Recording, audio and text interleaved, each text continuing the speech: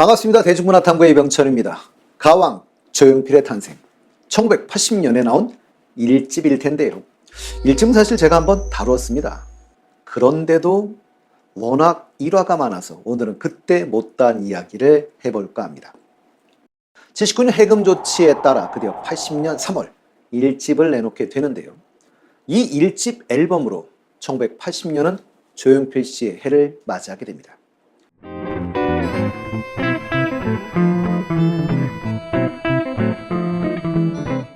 이 1집 앨범은 한국 대중음악 명반 100에서 1980년에 나온 앨범임에도 1998년에는 41위, 2007년에는 29위, 2018년에는 55위를 차지합니다. 사실 이 조사는요, 지금까지 3번밖에 없었습니다. 3번밖에 없었고요. 보통 10년 단위로 이루어지게 되죠. 그래서 다음에 우리가 예상하는 건 아마 2028년 정도로 예상을 한다는 걸 전제를 해주셔야 됩니다. 한국 기네스북에 국내 첫 밀리언셀러로 올라간 음반이기도 하지요. 1980년대 조용필 씨는 그 시대의 아이콘이었습니다. 물론 이걸 부정한다 하더라도 최소한 조용필 씨를 모르거나 미워하는 사람은 없었던 시대였던 것은 분명해 보입니다. 조용필의 신화를 써내렸던 그 시작, 그 1집에 대해 알아보도록 하겠습니다.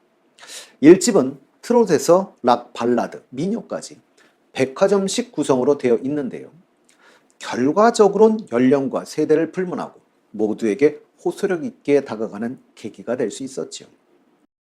1집에서 9집을 레코딩하셨던 이태경 씨는 가수들은 실험적인 시도를 그리 좋아하지 않는데 조용필 씨는 언제나 수용하던 실험 정신이 강한 인물이었다라고 평가하면서 1집에서 9집까지 다 색깔이 다른데 오직 유지된 것은 조용필 씨의 소리라고 하시면서 항상 공부하는 가수라고 평가했습니다.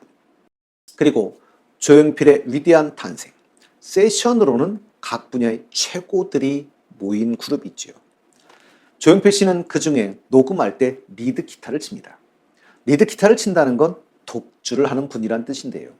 그 위대한 세션들이 인정하는 기타리스트이기도 한 분이 바로 조용필 씨이죠.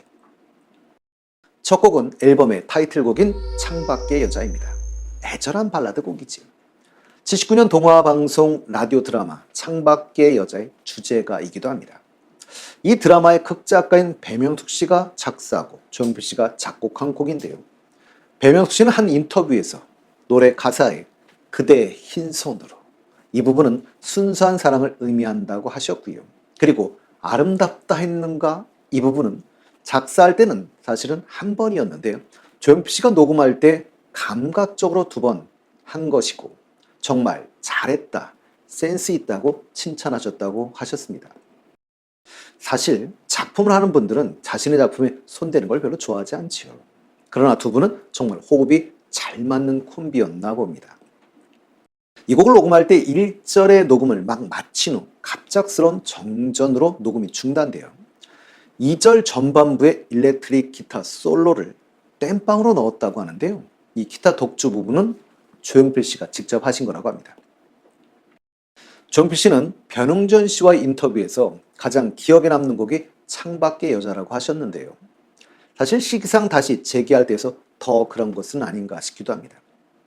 창밖의 여자 모창으로 가장 뛰어난 분은 무정브루스의 주인공 강승모 씨고요.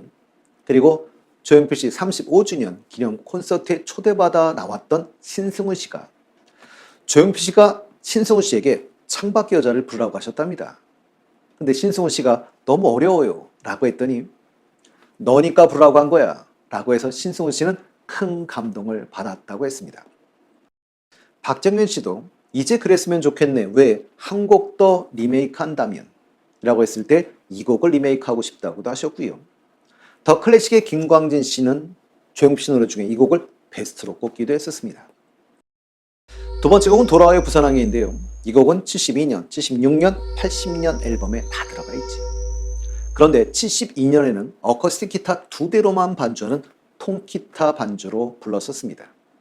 전주도 거의 없어서 바로 시작하기 때문에 3분이 안 되는 짧은 곡이었었죠. 그리고 가사도 지금과는 조금 다른 곡이었었습니다.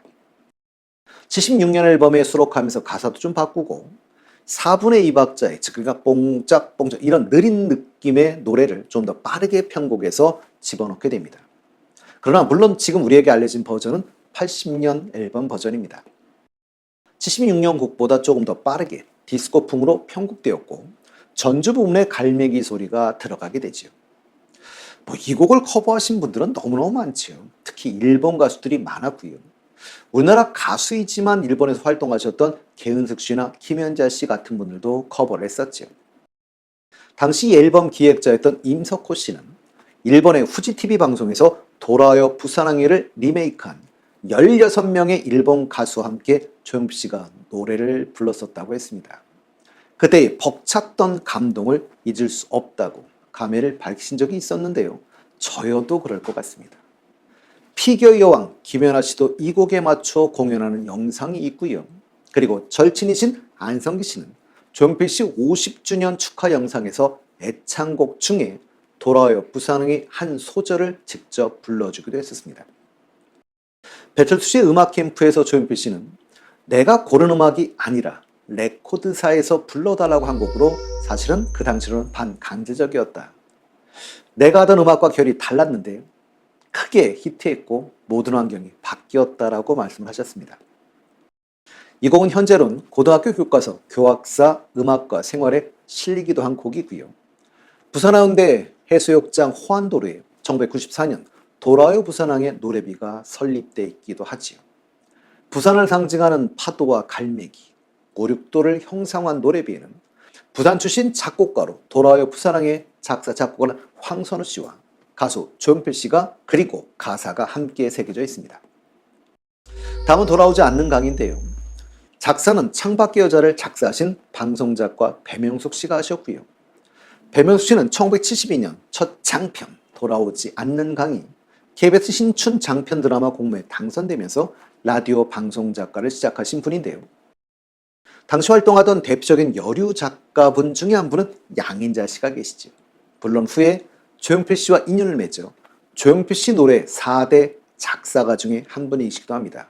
작사가 편 나중에 제가 따로 한 편 올리도록 하겠습니다.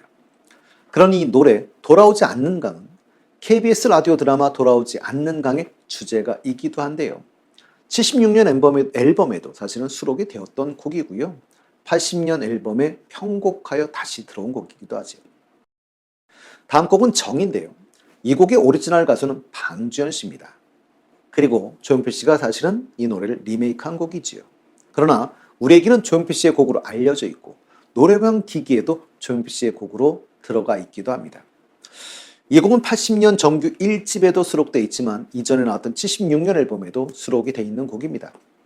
그리고 70년대 하이틴 스타였던 이덕화 씨가 TV 방송에서 이 곡을 부르면서 조용필이라는 가수를 알리는 계기가 되기도 했던 곡이기도 하지요. 다음 곡은 너무 짧아요인데요. 경쾌한 락입니다. 이 곡은 76년 앨범의 타이틀곡이었었고요. 결국 76년 앨범 중 결국은 4곡이 80년 1집에 들어오게 된 것이죠. 다음 곡은 단발머리인데요.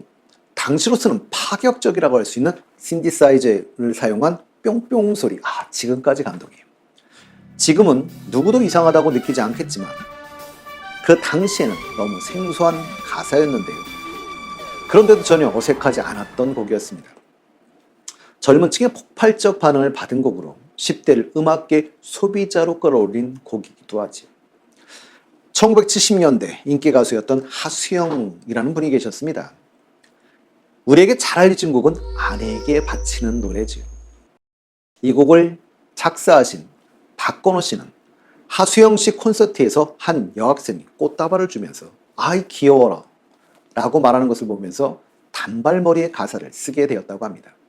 그리고 이 가사를 조용필 씨에게 주었고 조용필 씨가 곡을 입혀 탄생한 명곡이 단발머리인 것이죠.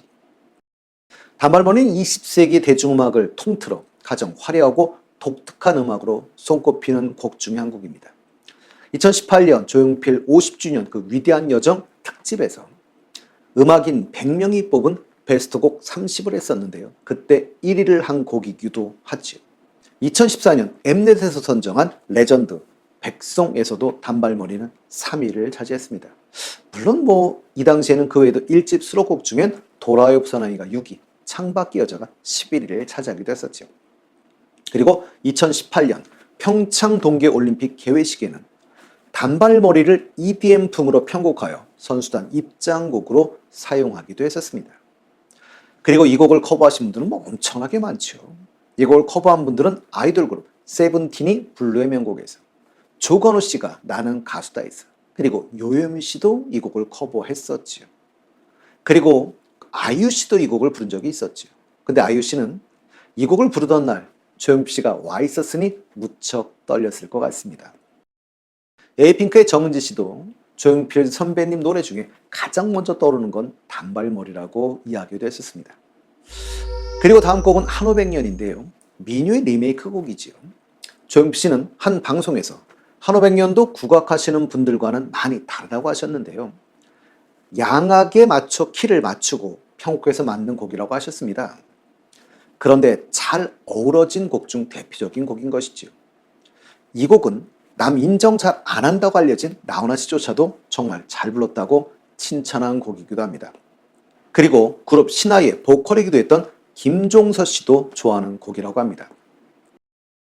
조용필 씨는 2018년 50주년 인터뷰에서 방송 금지 시기 정확하게 2년 7개월, 민요와 한오백년도 그때 만났다고 했습니다. TBC 다큐에선가 낙동강 나루터, 사공이 노를 젓고 소복을 입은 여자가 있었는데 그 노래가 흐르고 있었고, 아, 세상에 저런 음악도 있구나 충격을 받았다고 하죠. 그리고 한오백년 음반을 9개인가 10개 정도를 구해서 다 들어보시고 건반에 얹어보니 음계가 안 맞아서 양악에 맞게끔 부른 게 한오백년이라고 합니다. 오늘의 마지막 곡은 슬픈 미소인데요. 아, 정말 숨겨진 보석 같은 노래입니다. 오늘은 조용필 씨의 1집에 대해 못다한 리뷰를 한번 해보았는데요. 다음 시간은 2집을 가지고 다뤄보도록 하겠습니다.